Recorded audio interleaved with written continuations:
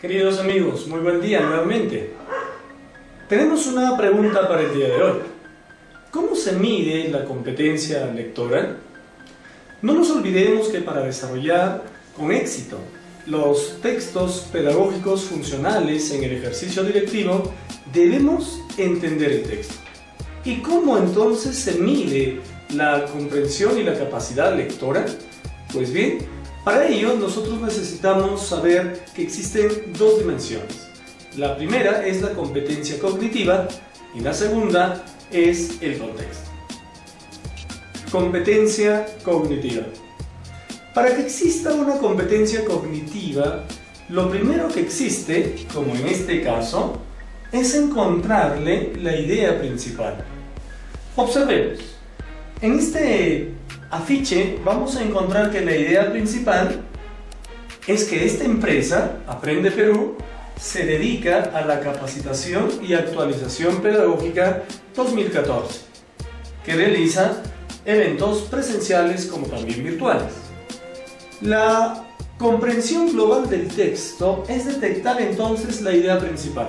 Aquí tenemos tres ideas pequeñas, más específicas, en las que se van a dictar ciertos cursos, pero la idea principal de este afiche era la capacitación y actualización pedagógica. Veamos, si el zoom lo acercamos, vamos a poder identificar lo siguiente. En este texto, en este folletín, Textos Funcionales número 1, ¿cuál es la idea principal? Es que nos está vendiendo la teoría de los textos funcionales. Fíjense, entonces la comprensión global del texto es esa, detectar la idea principal. Si esa idea la tenemos clara, entonces vamos a poder entender cualquier tipo de textos, no solamente los funcionales pedagógicos, cualquier tipo de texto. Dentro de esta dimensión también va a existir la recuperación de información. Ya tengo la idea principal. ¿Y cómo gano la información? Leyendo. Tengo que leer. Y una vez que culminada mi lectura, voy a entender, voy a recuperar y voy a quedarme en mí la información de tal o cual material o texto en este caso. Pero este texto ahora tiene un segundo proceso. Se llama interpretación del texto. En un texto pedagógico funcional, vamos a tener también la posibilidad de interpretar el texto. Si yo soy docente, entenderé ese texto. Pero si yo soy médico cirujano, un tema educativo como que lo interpretaré de una manera distinta, no con la experticia de un docente, y viceversa. Si yo soy docente, no podré entender un texto médico con la experticia que tienen los médicos. Entonces, el segundo paso viene a ser la recuperación de información. Tercer paso, interpretación del texto. Si he leído, tengo que interpretar. Si lo he interpretado, pues voy a poder saber, enterarme de qué es lo que estamos hablando, para que el siguiente proceso viene a ser la reflexión del contenido y también de la evaluación. Reflexión del contenido. Reflexión del contenido consiste en que ese texto que se ha leído, como en este caso textos funcionales, nos va a permitir determinar si es bueno, es apropiado, es correcto, incorrecto, tiene información falsa, tiene información nueva, es realmente valedera o no. Esta información, miren, la estamos evaluando. Si nosotros estamos evaluando es porque hemos llegado a una reflexión de ese contenido. Y ese contenido va a ser realmente muy importante para nosotros. Cuarto pequeño proceso dentro de la competencia cognitiva. Vamos a tener la reflexión de la forma. Si observamos este folletito nuevamente, nos damos cuenta que la forma está presentada en un texto A5, es la mitad de la 4 obviamente, y si observamos ahora el afiche, en esta vista panorámica nuevamente, esta es la presentación de la forma. Probablemente los colores signifiquen algo, Probablemente cada subtítulo que observamos aquí también signifique algo, pero la forma de presentación de esta información tendrá que ser atractiva para el lector. De esta manera entonces vamos a tratar de entender la comprensión global del texto dentro de cómo se mide la competencia lectora. Habíamos dicho que tiene dos elementos muy importantes. La primera justamente esta, comprensión global del texto. Pero ahora vamos a encontrar, después de la comprensión cognitiva, vamos a encontrar el contexto. Y para ello vamos a saber qué tipos de texto existe dentro de nuestro contexto. Un docente común y corriente lo que va a tener para que pueda trabajar son textos de uso personal. ¿Y cuál sería el texto de uso personal para un docente? El PEI, el diseño curricular, el marco curricular, el marco del buen desempeño docente. Son textos entonces de uso personal, porque este docente es el que va a planificar la información. También vamos a tener textos públicos. Esos textos que acabo de leer ya es de texto de uso público. ¿Por qué? Porque el Ministerio de Educación lo ha generado para toda nuestra patria. De esta manera, nosotros vamos a asumirlo en algún momento para que sean muy nuestros por nuestro nivel educativo, por nuestra especialidad y por el trabajo de entendimiento y de interpretación que le haremos a esos documentos. Los textos públicos, como es este afiche también, nos van a permitir una lectura general y ya aquella persona, aquel docente que le va a sacar el máximo provecho. Pero principalmente para nosotros, en nuestro contexto, vamos a leer textos pedagógicos funcionales, que vienen a ser los textos pedagógicos funcionales, documentos que eminentemente el docente podrá trabajar y solo le servirá a él. Y también dentro de ello, no nos olvidemos que nuestro contexto va a permitir que leamos textos de uso educativo. Estos textos, como textos funcionales, vienen a ser entonces textos educativos. Continuamos.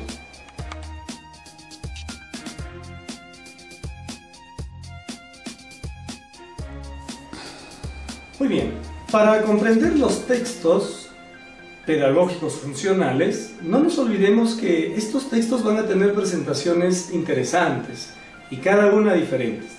Solamente observemos, miren, el diseño curricular nacional fue y seguirá siéndolo hasta el 31 de diciembre de este año. Inmenso, ¿no? Muy grueso. Luego tenemos el marco del buen desempeño del directivo. Miren, el formato ha variado para temas comerciales, probablemente, porque el original también es en A4. Y el folletín que nosotros estamos manejando, que vienen a ser los textos funcionales. ¿Eso qué implica? Los textos van a ser totalmente diferentes. Y para ello vamos a conocer el formato textual. A todo lo que he mencionado entonces se le conoce con ese nombre, el formato textual. ¿Y qué cosa es el formato textual? Pues es conocer el tipo de texto que estamos teniendo en manos. Y para ello vamos a identificar dos tipos de texto, de acuerdo a su forma. Los textos continuos y los textos no continuos. ¿Qué cosa es un texto continuo? Quiero mostrarte algo. Un texto continuo es el siguiente. Echamos una miradita, por favor. Miren, cuando nosotros abrimos en la página 59 del marco del diseño curricular nacional, miren, vamos a encontrar información en párrafos. Ese es un texto continuo. Ahora miren en la ficha. ¿Existen párrafos?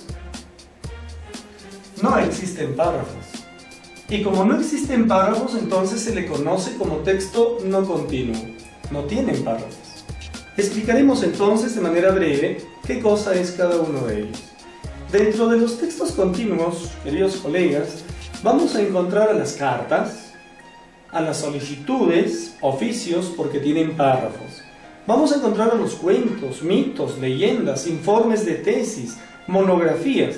Esos vienen a ser textos continuos. ¿Por qué? Indica continuidad, porque están separados por párrafos, pero evolutivos y continuos. Por eso su nombre. Un cuento es continuo, tiene un inicio, tiene un nudo y tiene un final. Entonces, miren, por eso se le llama continuo.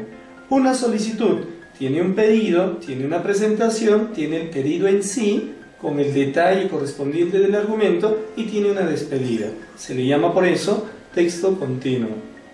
Una noticia también es texto continuo. Una noticia permite saber qué pasó, dónde pasó, quiénes son los protagonistas, cuándo pasó, por qué pasó. Entonces, esto nos va a permitir al final sacar una conclusión, ¿no? Es un texto continuo.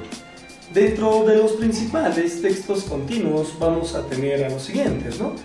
A la narración, la exposición, la descripción, la argumentación. Aquí debemos de mencionar el ensayo como tal, como un documento redactado. A la instrucción. Uno se compra un nuevo artefacto eléctrico, digamos una filmadora profesional. En esa filmadora profesional, aparte de los cables, del aparato en sí, viene un manual, una instrucción para saber qué debemos hacer, cómo lo debemos hacer. Vamos a tener entonces documentos informativos como el PEI, ese es un texto continuo, y también vamos a tener el hipertexto. En la computadora estamos trabajando, estamos ubicados y encontramos enlaces ya de una palabrita, ya de una imagen, y nos trasladamos de esta ventana a esta otra ventana. Textos no continuos. Los textos no continuos, como su nombre lo indica, ya no vamos a tener párrafos. En este afiche no encontramos párrafos completos. Encontramos oraciones, pero párrafos no. Y uno puede leer de arriba a abajo, de abajo a arriba, de izquierda a derecha, de derecha a izquierda. No tiene una suerte de orden establecido ni preciso para poder comenzar a leer. Cuando uno ve una gigantografía, un banner, igual, ¿no? Ahora que hemos estado en campaña política, ¿qué te atraía más? La imagen del partido político, la cara del postulante, alcalde, a regidor, a consejero, a presidente regional. ¿Qué es lo que te llamaba la atención? Entonces uno podía leer de distintos lugares. Cuando uno tiene una lista sencilla, va a ir al mercado y tiene una lista sencilla para las compras, ¿no? Hoy compraré papa, arroz, lechuga, y cuando llega al mercado a veces compra en desorden porque no está en ese mismo orden la presentación de los productos que querías comprar. Lo mismo ocurre cuando vas al supermercado. Algunos vamos al supermercado sin ninguna lista, solamente vamos al supermercado y compramos, bueno, lo que está a la mano, y hacemos sin querer una lista, y cuando pagamos en el cajero ya nos sacan la lista en sí de lo que queríamos trabajar.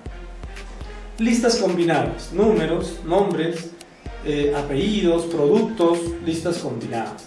También vamos a tener como textos no continuos las listas de intersección, las listas intercaladas, los cuadros estadísticos, digamos, las tablas estadísticas de frecuencia. Ahora que a boca de urna, el día 5 de octubre, varias empresas encuestadoras nos han sacado información relevante mediante cuadros estadísticos y tablas estadísticas que nos han dado a conocer. También vamos a encontrar diagramas de flujo, organizadores visuales, mapas, formularios, recibos, facturas, boletas de venta, hojas informativas, mosquitos. Vamos a tener también convocatorias como esta, y también vamos a tener vales, tickets. Uno va a un grifo, a veces no nos da un recibo en una boleta de venta, nos da un vale. Y también los certificados, no necesariamente son textos continuos. Para tener entonces, queridos colegas, para tener una buena comprensión de lectura, es importante detectar el tipo de texto. ¿Y por qué lo comentamos? Porque los textos que se nos van a presentar probablemente también tengan estas características y estos tipos. Esperemos nuevamente, ¿no?, que cada uno de ustedes pueda poner el máximo empeño, porque el examen que se va a dar el 7 de diciembre está a la vuelta de la esquina. No te descuides, y si no practicas, puedes tener un resultado que desde luego no queremos. La empresa Aprende Perú, empeñada en querer que ustedes tengan las herramientas y estrategias más a la mano, estamos generando este tipo de material. Nos vemos en el siguiente tema. Hasta pronto.